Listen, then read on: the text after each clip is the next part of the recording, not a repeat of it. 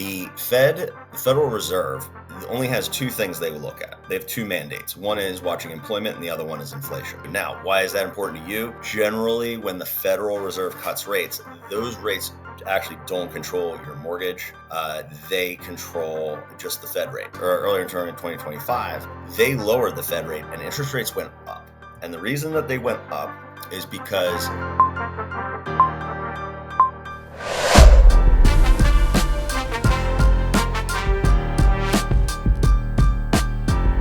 welcome back to another episode of Moving Sucks. I am Seth. I am your fearless host for this podcast, and I wanted to get on today just to talk a little bit about the next 30, 60, 90 days. A couple things. One, interest rates. There is going to be a major Fed announcement for they think you're cutting rates. There's actually an entire market, embedding market, that calculates the statistical probability of whether they're going to cut rates or not. There's a pretty high likelihood, given the economic data that has come out. There's been some job reports. There have been some inflation reports. So I've mentioned it on this podcast before, but just as a refresher, the Federal Reserve, only has two things they will look at. They have two mandates. One is watching employment and the other one is inflation. So, when they lower or raise interest rates, those two things speak to their actions. There is a growing concern that there could be almost a divergence in these things. So what I mean by that is that inflation and unemployment usually go hand in hand. They usually track the same way. There is a concern, though, that inflation will continue to go up because of tariffs or because of just how the economy is operating. And then unemployment goes up as well. Usually inflation will go down as unemployment goes down, and the same thing with going up. That dynamic that I just described is called stagflation. So there's a little bit of uncertainty about the market. We're going to know a lot more in the next week or so, just in terms of what the Fed is going to do. Now, why is that important to you? Generally, when the Federal Reserve cuts rates, those rates actually don't control your mortgage. They control just the Fed rate. So the 10-year Treasury is what your interest rate and interest rates of most consumer debt is based off of. So we are watching here at the SLG, we are watching what is happening with the Fed rate, because generally, and they call it like the dance, the Fed rate and the 10-year Treasury, they kind of correlate. Fed rate goes down, the interest rates goes down. Now, here's the thing. Earlier in 2026 or earlier in 2025, they lowered the Fed rate and interest rates went up. And the reason that they went up is because the 10-year Treasury does not have to do what the Fed rate or what the Fed does. The same way, if they lower rates, it doesn't have to go up, or it doesn't have to go down with it. But also, the 10-year Treasury can adjust ahead of the Fed rate. So a lot of people are talking about how the Fed's going to cut rates and then the mortgage rates are going to go down. There's a whole other camp of people that are talking about how if the Fed rate goes down, the mortgage rates will probably stay the same because they've already baked in the anticipated Fed rate cut. They're getting ahead of the Fed. So there's a lot of dynamics taking place. I'm getting a ton of calls about like, hey, what, am I going to be able to refinance? Are they going to 5? Are they going to 6? Whatever. Right now, at the recording of this, they are at about 6.375. Like if you really are like dialed in, and if with your finances, with your credit and your DTI and all that good stuff, there is a chance that that rates won't go down because it's already baked in. They've already decided that like this Fed rate cut's going to happen, and so I'm thinking that the Fed rate cut itself is not going to make a big difference for mortgage interest rates. Now, there are a whole other host of things that can take place that would affect those rates external to the Fed. But it's interesting, in this country, we decided that like the Fed rate cut is like the big thing. And that's like kind of our bellwether, but we don't really talk about the 10-year treasury. So there's always like a confusion there. But in the next 30, 60, 90 days, that's going to be very important to watch because it's going to make houses more affordable. And also, as interest rates come down, those sellers who have those really low rates, as they come down, they'll get what we call parity here. So if you have a 4% rate and rates are sitting at 6.5 or 7, like that doesn't make a whole lot of sense to jump up and buy another house and abandon that rate. But as rates come down, that becomes an easier financial decision. So if rates went all the way to 4, which they're not going to, at least not right now. If you have a 4% interest rate or 3% interest rate, and they go and the interest rate goes right to that level, that would be an easy financial decision because then you're just trading one for the other. So there's been what's called the lock rate effect or the lock-in effect. We got so many of these people in selling or to buy houses at low rates. Now that the rates are up here, there's not a lot of incentive for sellers to sell. One of the narratives out there is that there is no housing inventory. That is very true depending on where you live. So in Florida, Texas, Georgia, North Carolina, there is nothing but inventory. There are so many houses for sale. And in fact, it is so unhealthy that you can't sell a house in some parts of this country. Where we are in the Northeast, totally different story. There is not enough inventory. There is still a lot of buyer demand. And the idea here is that if rates come down, it's going to, and it's going to inspire even more demand.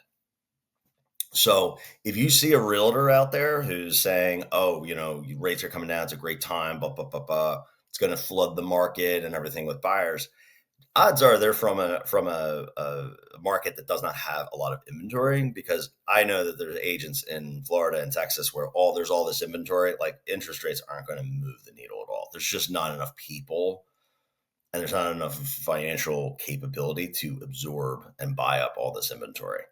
So you're going to hear a lot of stuff out there in the next 30, 60, 90 days about the market. It's complicated, but it doesn't have to be. It's presented as complicated.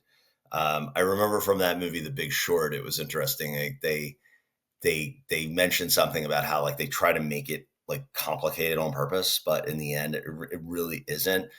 I've always boiled down this economy to, if somebody wants to get up and buy a house, book a vacation, buy a car, buy a flat screen TV, like the entire health of the economy is based on the consumer's willingness to part with their money. That's it. That's it. I don't know what to tell everybody. You can put a tie on it. You can make it all fancy. You can get Yale economists and everything like that. But we are living a consumption economy. So the more we incentivize people to spend money, which is why people lower interest rates, that will make them feel safer to part with their money. That's it. Now, keep in mind, though, a Fed rate cut will affect saving interest rates. So a money market account, that Fed rate cut comes into play, that person who's sitting on a big nest egg in a money market and making 4%, like that money's going to go down too. So there's a lot of like mechanisms here, like implications to lowering the Fed rate.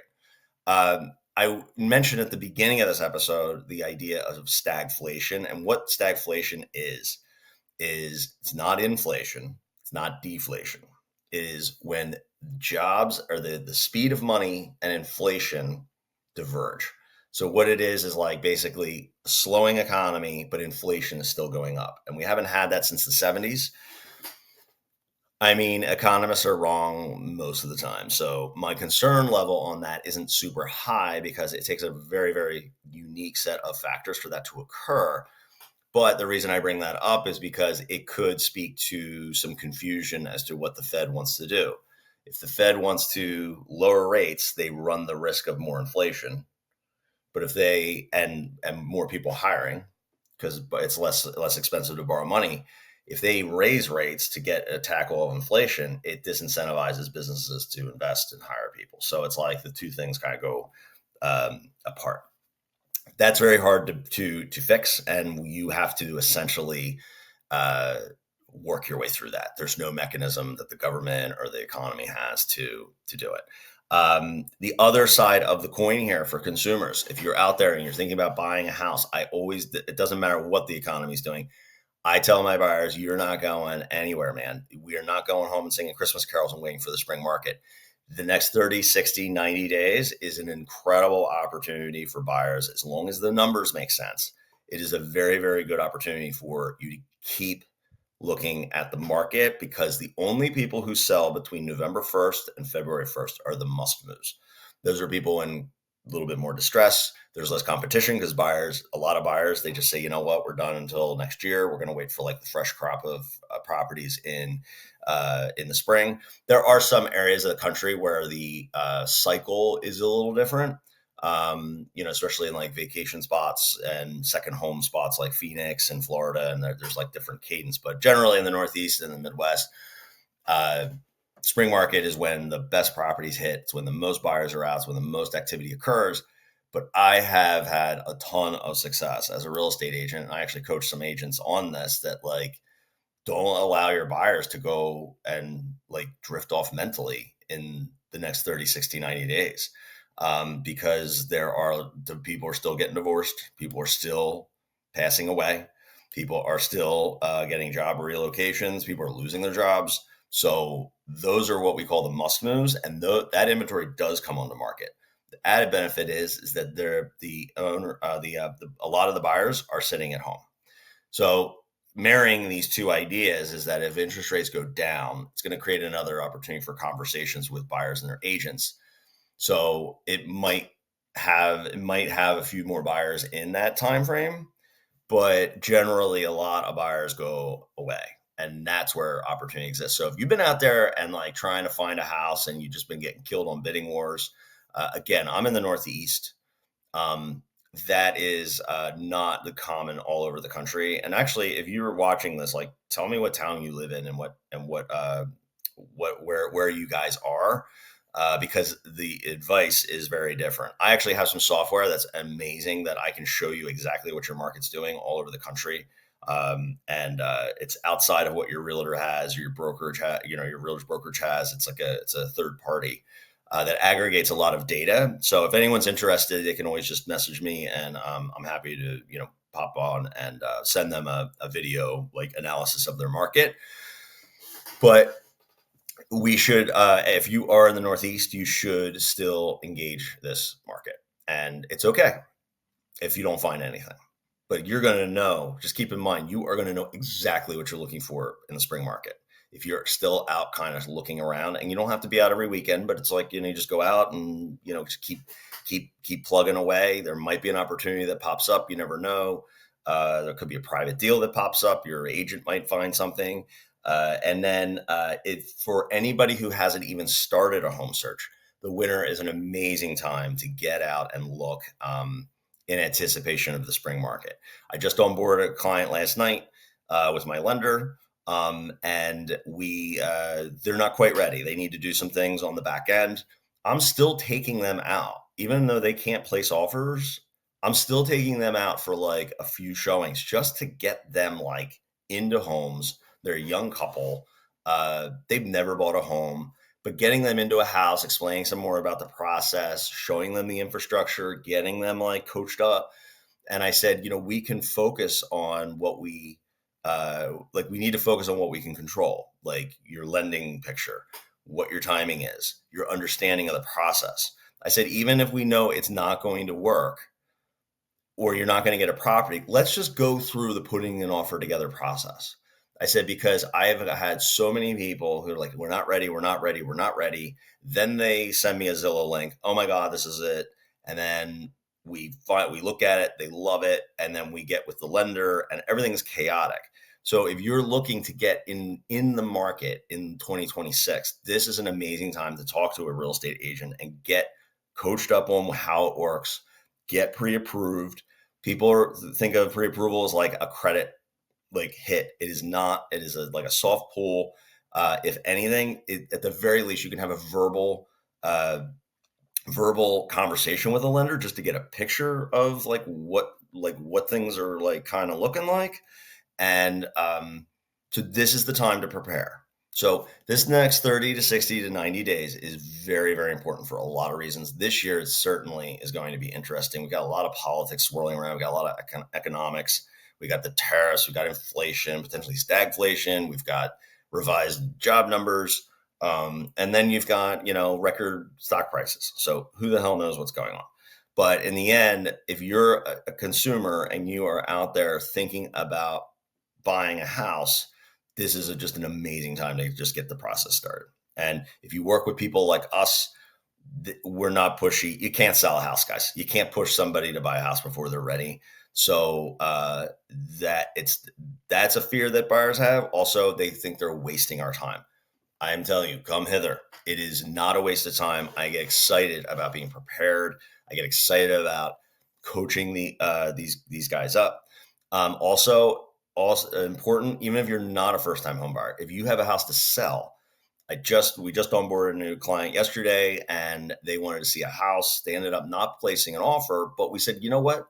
That's fine. Let's wait for more listings this weekend, but let's get over to your house, get a price for that, get an idea for that, see what we have to do, get the handyman over, blah, blah, blah. Because if you need to sell this house shortly after you get this one, we don't want to be like running around and like worrying about this house. Like we can focus on what we can control. Let's get with the lender.